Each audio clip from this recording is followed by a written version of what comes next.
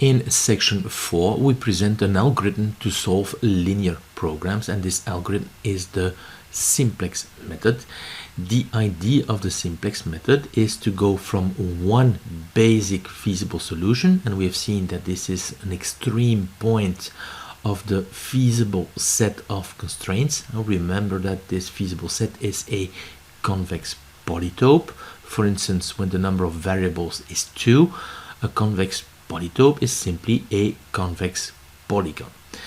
And you proceed from one basic feasible solution to another in such a way that the cost, the objective function, is decreased until a minimum is reached.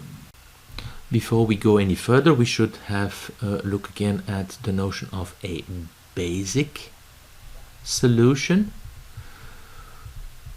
Well, a basic solution is a solution of ax is equal to b. The number of rows of A is m, and that's the number of constraints.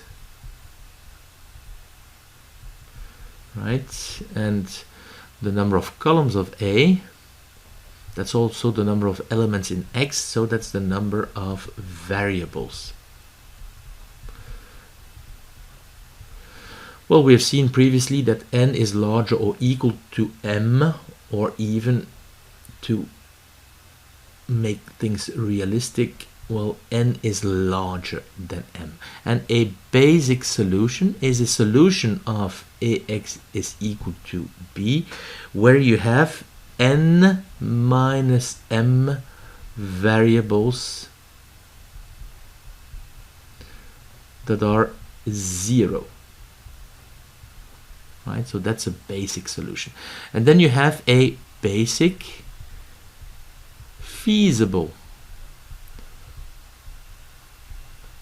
solution, right? And this is a basic solution, right? And I've just given the definition. And you have also that all of the components are non-negative. So that's a basic feasible solution, and we had seen that a basic feasible solution is an extreme point, a vertex of the feasible set. Before we proceed, some words of vocabulary. So we've seen that if x is a basic solution, right? X is a vector in Rn, there are n variables, and we have seen that there are n minus m variables that are 0, and they are called non-basic variables, right? And by definition there are m variables that are non-negative, and they are called basic variables, right? And they are called basic variables because these variables are in a set called the basis. Well, to derive the simplex method, we'll proceed by steps, and in the first step we'll go from a basic solution to another basic solution using pivot operations and the Gauss-Jordan scheme that you have encountered in the course of linear algebra and applications. So we'll replace a non-basic variable xq, right, by a basic variable xp. So if this is the basis, and we have here the variable xp that is in the basis, it's basic, right? And here we have a non-basic variable xq. Well, this one here will enter the basis, right? And this one will have to leave the basis, right? And as you can see here, we're starting from a basic solution and we go to another basic solution, so we do not take non-negativity into account yet. This will be done in the next steps. In the second step, we go from a basic but feasible solution to another basic feasible solution. So we take non-negativity into account this time because we start from a basic but feasible solution and we go to another one, right? So assume that we have our basis here. Inside the basis you have the basic variables, right? And outside the basis you have the non-basic variables. So the idea is to take a non-basic variable xq and to make sure that it joins the basis. Of course, if there is a variable that joins the basis, another one has to leave the basis. And this time we cannot choose it at random. We have to select it, and this is important, in such a way that the new basic solution is feasible. So we have to preserve non-negativity, right? So this time we have to select a variable to preserve this non-negativity of the new basic solution. And let's say that we select the variable xp, right?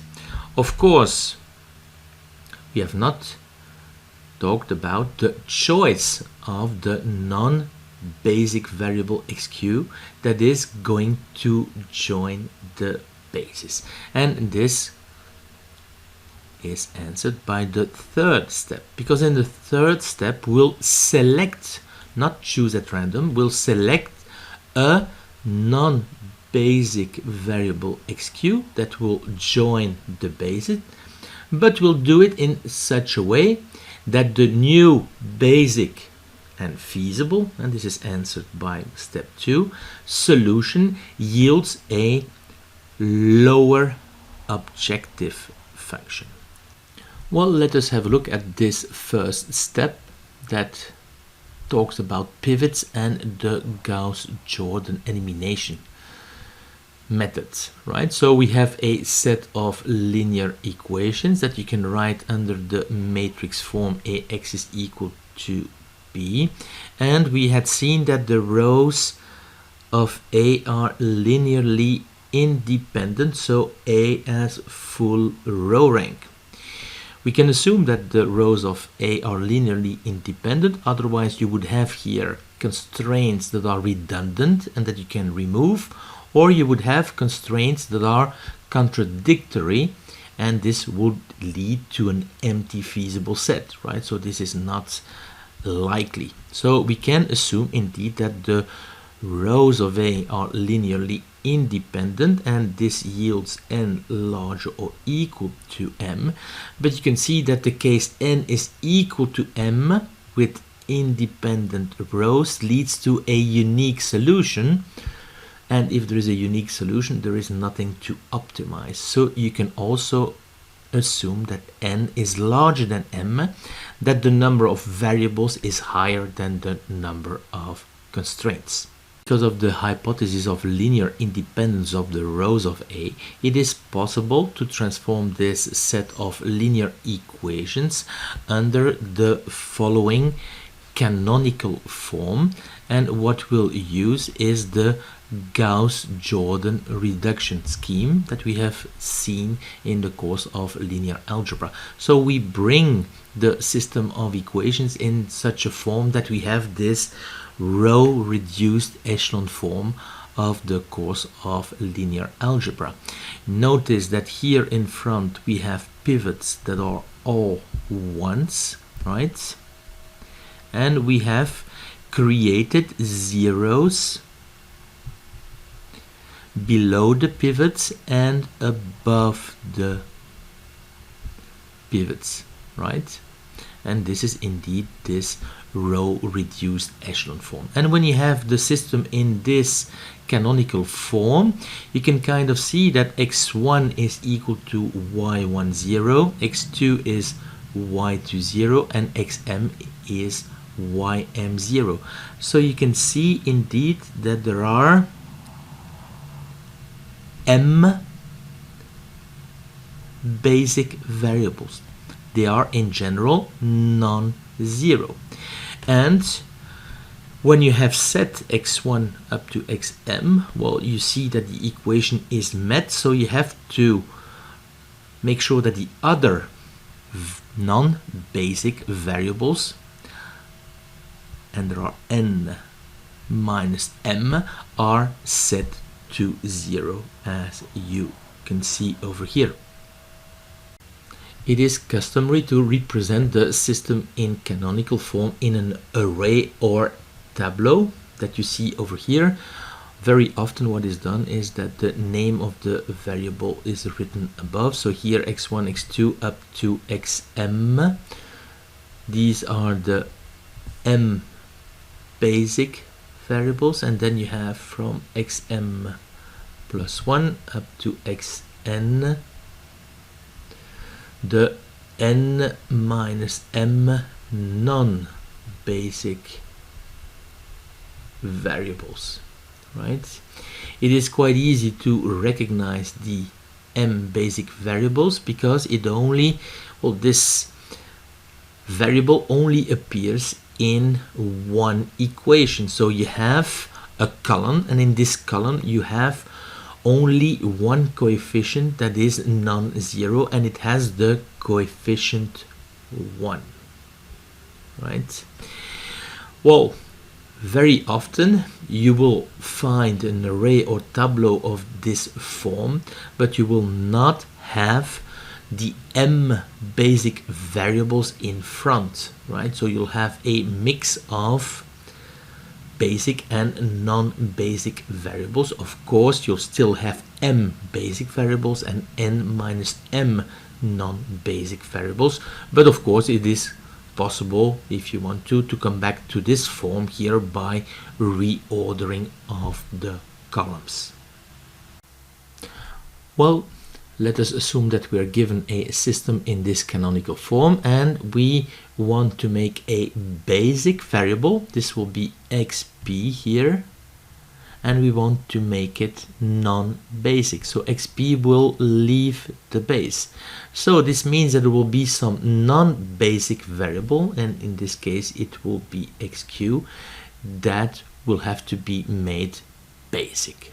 So the question is, how should we proceed? And we will see that this can only be done if the underlying pivot is non-zero.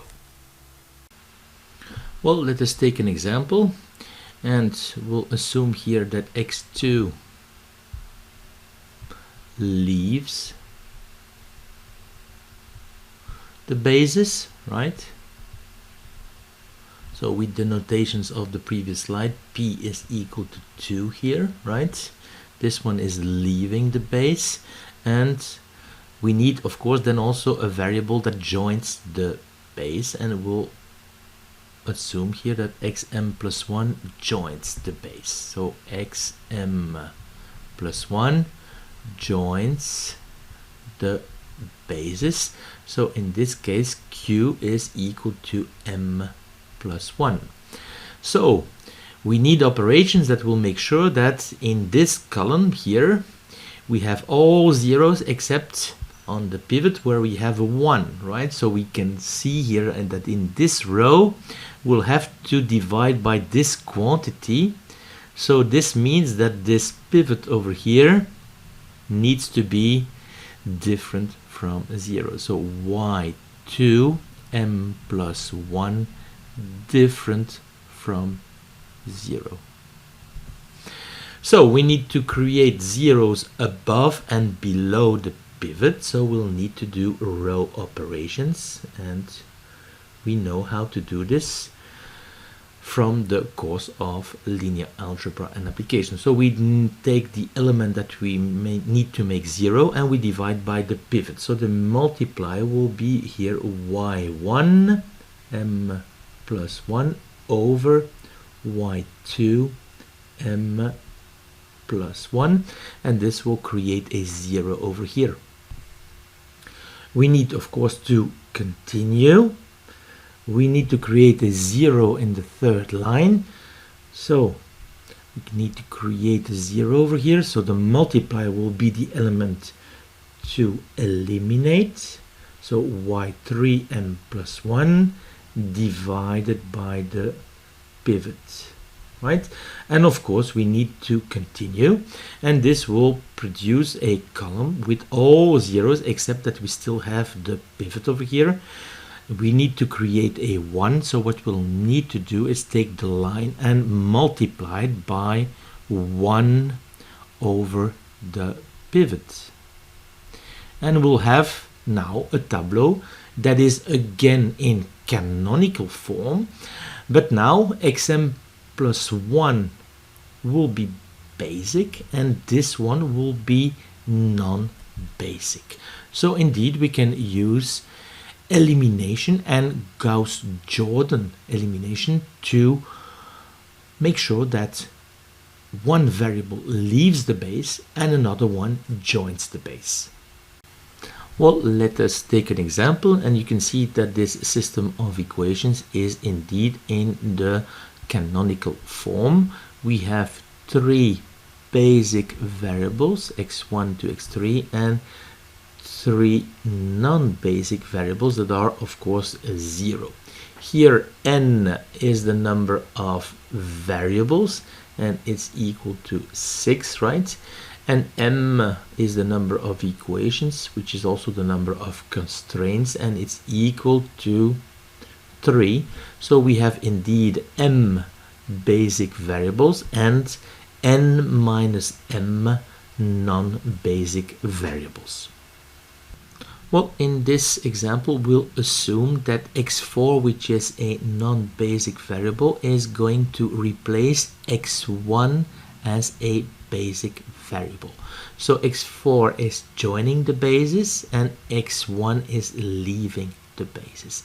So the pivot will be this element over here. This one is joining the base and this one is leaving the base, right? For instance, if x4 is replacing x2 as a basic variable, then you would take this one as a pivot, right? So we have to use it to make zeros below the pivot, and this is why we need to use the row operations. And here the multiplier will be this element that you want to make 0 divided by the pivot, and here the multiplier is the element that you want to make 0 divided by the pivot. And if you perform the row operations, this is the tableau that you get, and you can see that it is again under this canonical form. And as you can see now, the basic variables are x2, x3 and x4, and therefore the non-basic variables are x1, x5 and x6, right? The non-basic variables we set to 0, and the basic variables can be read from the tableau. So x4 here is 5. We see that x2 is minus 7 and x3 is equal to 4, right? So here we have worked with basic solutions. We see that this is a basic solution, but it's not a basic feasible solution. And we go from a basic solution to another basic solution, right? So now in this second step, we'll have to deal with the non-negativity, and we'll have to make sure that we go from a basic feasible solution to another basic feasible solution. Well, let us have a look now at this second step. From the first step, we can go from one basic solution to a new basic solution. But in general, if you start from a basic feasible solution, the new basic solution you will end up at will in general not be feasible, right? So the goal will be to select the pivots. This means that you'll have to select the variable that will leave the basis in such a way that we can transfer a basic feasible solution to another basic feasible solution. What we'll assume here is that the basic feasible solutions that we work with are non-degenerate, right? A degenerate basic solution is one where you have more than n minus m variables that are 0. We'll assume that we always have exactly n minus m variables that are 0 in a basic and a basic feasible solution. This assumption is only made for convenience, to make things simple in the arguments, but the algorithm that will be derived will also be able to tackle basic feasible degenerate solutions. In this second step, we'll start from a basic feasible solution, and we can write the tableau in this form, that is a canonical form. Of course, we might have obtained this tableau after a number of pivot operations applied to the original tableau. And as you can see here, there are basic variables, and they are given here, and the remaining variables here, and there are n minus m of them, are non-basic. The non-basic variables we set to 0, so this is why we have xm plus 1 up to xn that are all 0 variables, and it is possible to read the basic solution from the tableau. x1 is y10, x2 is y20, and so on, and this is what you see over here. We assume here that these values are non-negative, and since we do not want to have a degenerate solution, we'll even assume that they are positive, right? So this tableau, we can rewrite it in a matrix form. So this is then ax is equal to b. This one we can rewrite using this column interpretation of the product ax. So it will be x1 times the first column of a1 plus x2 times the second column of a, so that's a2, and we can continue up to xm, am, and then all the other variables are 0, so we can stop, and this is then equal to b, right? So this will be the equation 1 that we'll be using in the next slide. We can also see here from this column that you can write the vector aq as a linear combination of the first m columns of A, and you can kind of read this linear combination, right? So it's this one times the first column, so it's y1 q times a1 plus this one times the second column, y2 q a2, up to, well, this one times column m. So ym q a m, and this will be the second equation that we'll be using in the next slide. In the previous slide we had considered the tableau for which we had a basic feasible solution that was y10, y20 up to ym0, followed by a number of zeros, and these correspond to the n minus m non-basic variables.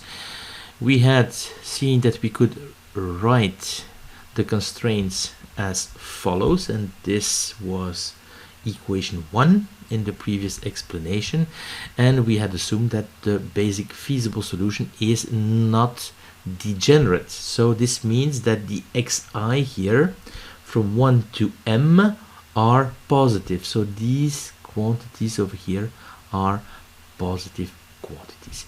We want to bring the non-basic variable xq. Non-basic means that q is larger than m.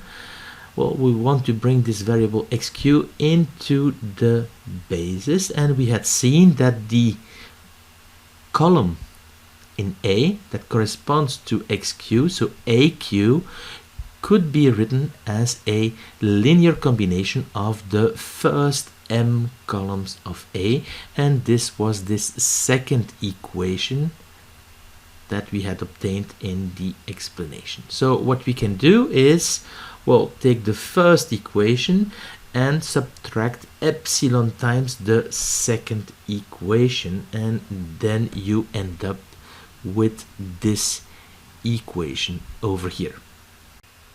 So we have obtained this equation here with x1 y10, x2 y20 up to xm ym0, and these quantities are positive because we have made this non-degeneracy assumption. It is clear that if you take epsilon small enough but positive, right, these ones will remain positive if epsilon is small enough, and this one will be positive as well. So we'll have a new feasible solution, but it will not be a basic solution. It will be a non-basic solution because we'll have more than m variables that are non-zero. If epsilon further increases, well, you can see that this coefficient here in front of aq will increase, whereas the other coefficients here will increase or decrease. It will depend on the signs of these variables over here, right? If there is one that is positive, well, the corresponding coefficient will be decreasing.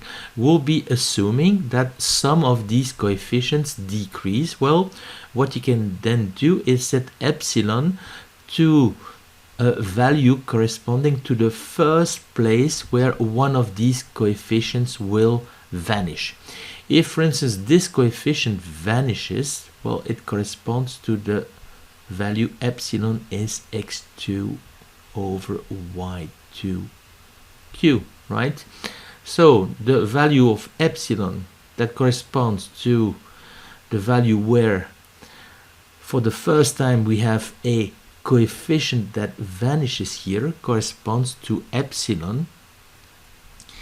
That is the smallest ratio that you can have, xi over yiq. Of course, you need yiq positive to make sure that the corresponding coefficient is decreasing, right?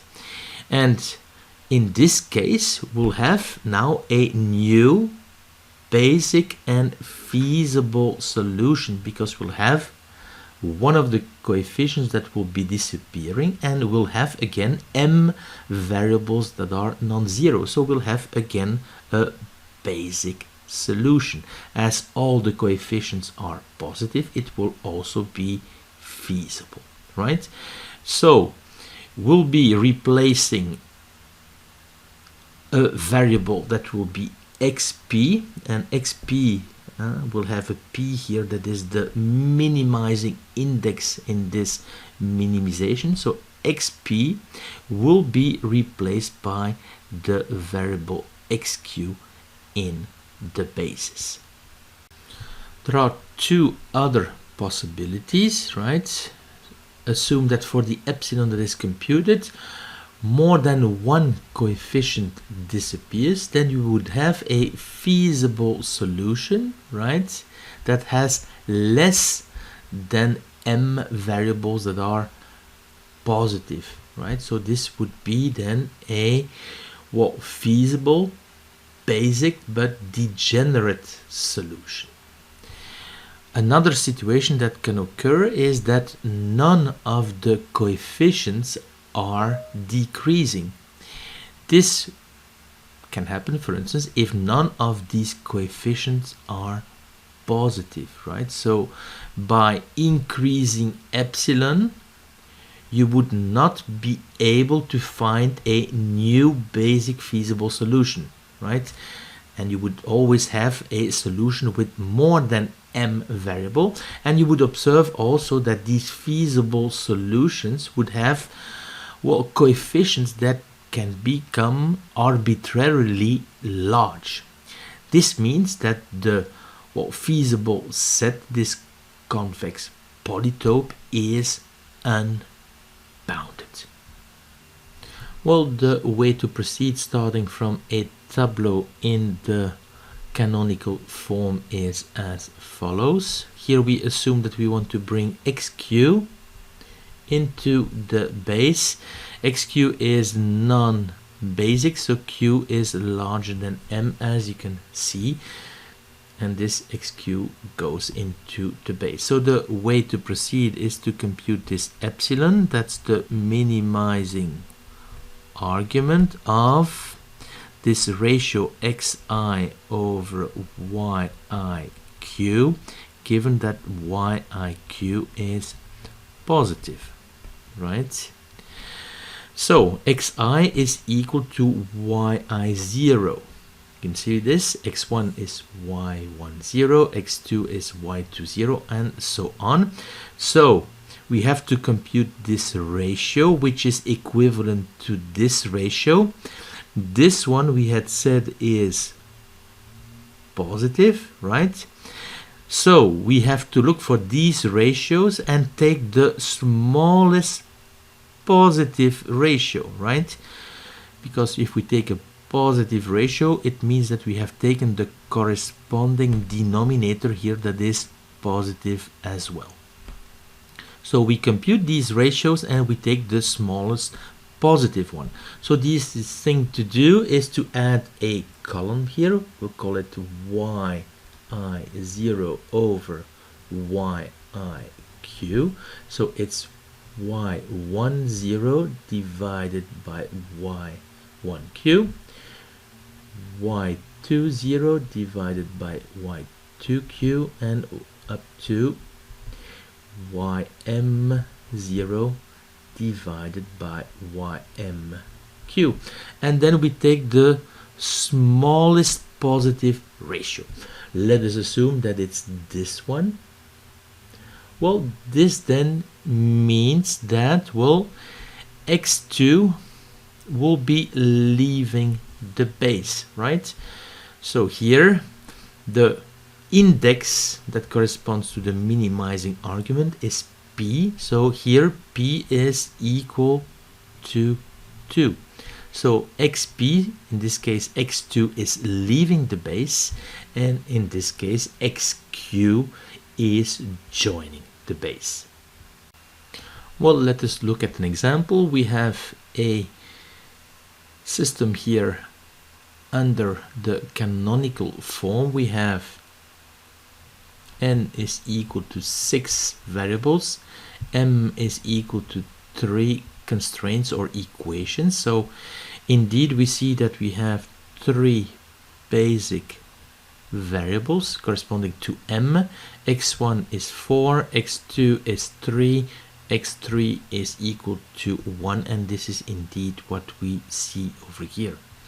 There are of course also n minus m non-basic variables, and here also n minus m is 3, and these ones you have to set to 0. So this is the initial situation. Notice that this is a basic feasible solution, right? And we want to bring in x4 into the basis, right? So what we have to do here is compute this epsilon, and the way to do this is to add this column over here, and in this column we put, well, this element divided by this one. Okay, so this is y10 divided by y14, so this is 4/2. This one divided by this one, so this is 3 divided by 1, and this one is this one divided by -1, 1 divided by -1, right? And what we have to do is to take, well, the index I that minimizes this ratio, but it has to stay positive. So the minimizing I is equal to 1. So this means that x4 will enter the base and that x1 is going to leave the base, and that the pivot that we have to use is, well, y14. Okay, so if we use this pivot and we create a 1 over here and here zeros below, you can see that x4 indeed will join the basis and will destroy this column over here, and it will become non-zero, so x1 will become non-basic. So indeed we want to create zeros below the pivot, and we want to transform the pivot to 1. So this is why we multiply this line by half, and we do these elementary row operations to create zeros below. And as you can see now, well, we still have 3 basic variables, but they are now x2, x3 and x4, right? And you can read the values from the tableau. x4 is equal to 2, x2 is equal to 1, and x3 is equal to 3. This is what you see over here, right? And the other variables, x1, x5 and x6, are non-basic variables. So we have here a basic solution, and as you can see, it is also feasible. So after this second step, we are able to go from one basic feasible solution to another, as this example suggests. Well, it's now time to look at the third step. We are now able to go from one basic feasible solution to another. What we do is arbitrarily select a column, and the corresponding variable will join the base, right? And then in this column we are able to select the pivot, and this will select the variable that will leave the base. The idea of the simplex method, right, is to select the column, so the variable that will join the base, in such a way that we obtain a lower objective function than with the previous basic feasible solution, right?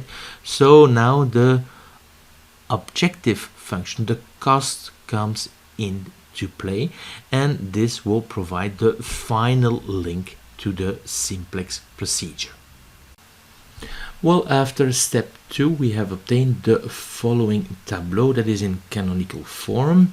As you can see here, the first m variables that correspond to x1, x2 up to xm are basic variables, and can read the solution from the tableau. So x1 is y10, x2 sy20, and so on.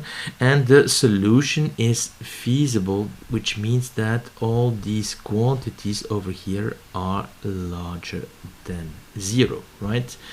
The following variables, there are n minus m of them, are non-basic, and what is done is to set them to 0. So this is xn plus 1 up to xn.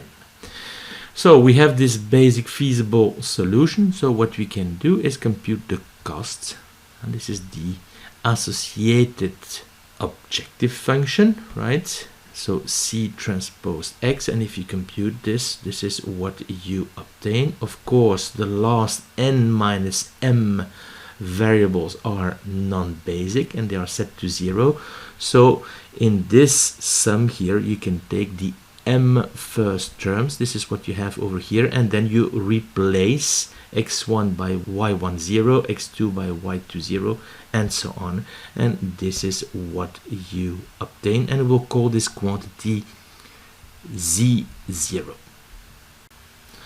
Well, in this case we have taken a feasible basic solution, right, and the variables xm plus 1 up to xn that are non-basic are set to 0. Well, what would happen if you would take arbitrary values for xm plus 1 up to xn, and this is just to see what would happen with the cost. Would it increase or decrease?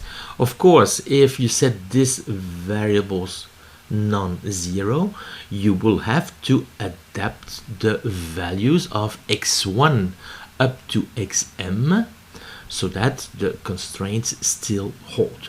Well, let us adapt the value of x1 from this first equation, right? If xm plus 1 to xn is non-zero and arbitrary, well, you can adapt the value of x1 very easily because we have this canonical form, right? So if we adapt these values, well, x1 will need to be adapted. It will be y10, and then you take these ones to the other side, so you'll have minus y1m plus 1 xm plus 1 up to minus y1n xn, right? And this one you can rewrite it differently, so it will be y10 minus a sum over j ranging from m plus 1 up to n, right? And we'll take y1j xj, right? So this adaptation, we have done it for x1, but well, very easily you can do it for x2 up to xm.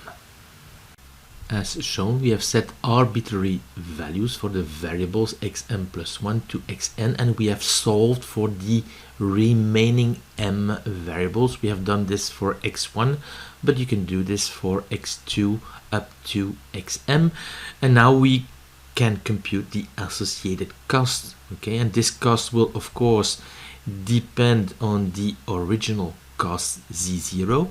When these are all 0, we should have the cost that we had at the origin, so z0, and we can see that, well, the new cost will depend on z0 and the values that you've given to these variables xm plus 1 to xn. So let us compute this cost. We have to multiply this one by c1, this one by c2, this one by cm, this one by cm plus 1, this one by cm plus 2, and this one by cn, and then we have to add everything, right? Well, this means that we have to multiply the whole thing here by c1, here by c2, and here by cm, right? So in this cost, we're going to have c1 y0 plus c2 y20 up to CM_YM0, and this is this Z0, right? And then of course we are going to have a dependence on xm+1, xm+2 up to xn. Let's look at the dependence on xm+1, and the idea will be the same for the other ones. So obviously we have here, well, cm+1, the whole thing times xm+1. But there is another dependence on xm+1 because xm+1 appears here in these sums, right? So you'll have to subtract c1,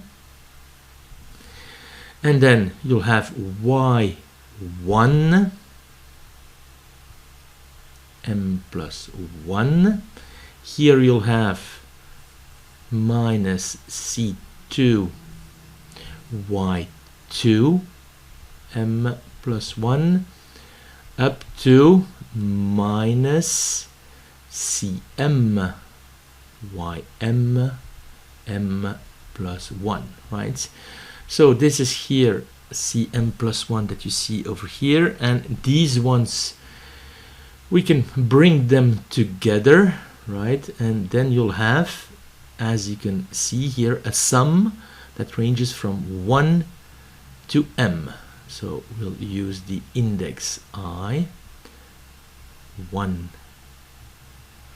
to m, and we'll have y I m+1 and then times ci, right? And if you look at this one, this is really equal to zm+1 with zj defined as follows, and we have computed the first zj, the one that is corresponding to m+1, right? So if you do the same exercise for xm+2 and xn, you'll arrive at this expression here of the cost, and as you can see, it depends on the original cost and on the non-basic variables for which you have assigned arbitrary values. Well, we have obtained a cost that is decomposed in, well, the original cost associated to the feasible basic solution, and terms that are added if you would make some of the non-basic variables positive, right? So using this equation, it is possible to determine the pivot column. So it is possible to determine which non-basic variable should join the basis. Indeed, if some of these coefficients over here are negative, well, then it makes sense to make sure that the associated non-basic variable joins the basis, because it will yield a cost that becomes smaller, right? And it will yield a better solution. So we assume here that we have a tableau that is in canonical form, that we are given therefore a non-degenerate basic feasible solution. So we have our basis here, and in the basis we have the variables x1, x2 up to xm. So we assume that there are m basic variables, right?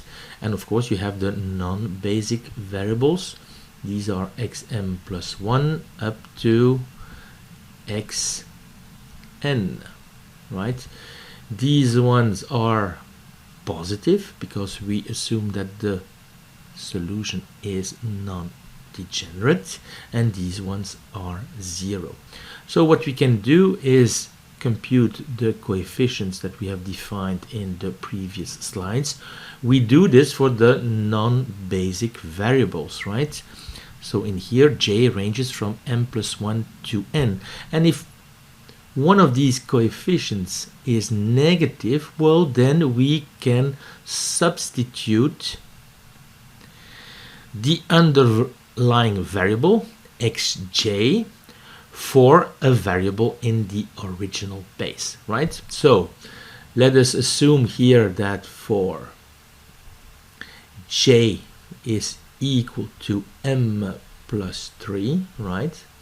We have this coefficient negative, so this means that xm plus 3 can, well, join the base.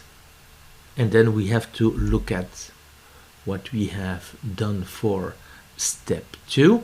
Well, we know that there is a variable that needs to leave the base, right? And it's possible to find a variable that leaves the base if one of the components of the corresponding column of A, in our case a m plus 3, is positive. In this case, well, there will be a variable, let's assume that it's x2, that can leave the base, and it is then possible to find a new basic feasible solution with a smaller cost, right? So this is this situation. Of course, in some cases, what could happen is that you find a variable that joins the basis, but you cannot find another one to leave the basis, so you can make the cost, for instance, smaller, but the new solution is not basic. This is this situation that we had encountered in step 2, where the feasible set is unbounded and the objective function can be made as small or large as you like, right? So this is clearly not a desired situation, and clearly it is uncommon, because if you encounter such a situation, it means that the original problem is not well posed, it is ill defined. So the common situation, of course, will be this one. Well, if you start from a non-degenerate basic feasible solution and you end up in a situation where you compute these coefficients for the non-basic variables and they are all positive, well, this means that whatever the non-basic variables that you choose to join the basis, every time the cost will be higher. And this means that this, well, non-degenerate basic feasible solution you're starting from is the optimal solution of your problem. So a tableau where you see these coefficients all positive means that you have ended up at the optimal solution of your original linear program. Well, the constants Cj minus Zj, that we'll call Rj, play an important role in sensitivity analysis, and we'll see this later in exercises. Remember that these Rj's are computed for non-basic variables, right? And in these non-basic variables, you have two situations. The associated variable can be a variable associated to the original problem, and then it's an operational variable, right? Or it can be associated to the fact that we have to transform the original problem to the standard form. So, well, then it can be a slack variable or a surplus variable, right?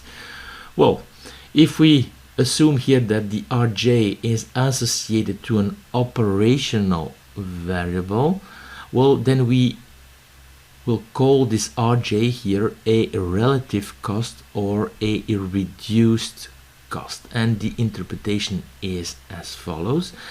It's the increase of the cost per unit increase of the operational variable. If this Rj is associated to a slack or surplus variable, we will call this Rj a shadow cost.